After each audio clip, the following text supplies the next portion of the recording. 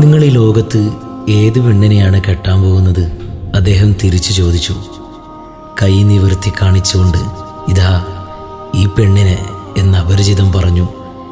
കൈവെള്ളയിൽ നോക്കിയ മൗലയുടെ അമ്മാവൻ പരിഭ്രമിച്ചുപോയി. തൻ്റെ മകളുടെ രൂപമാണ് അവിടെ തെളിഞ്ഞു വന്നത്. ഈ അപരിചിതൻ നിസാരക്കാരനല്ലെന്ന് മനസ്സിലാക്കിയ അദ്ദേഹം ആ മനുഷ്യനെ സൂക്ഷിച്ചു നോക്കി.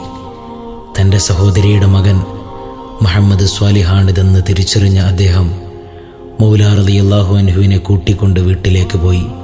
താമസിയാതെ ആ വിവാഹം നടന്നു. വിവാഹത്തിന് ശേഷവും മൗല സുദീർഘയാത്രകൾ ചെയ്യാറുണ്ടായിരുന്നു.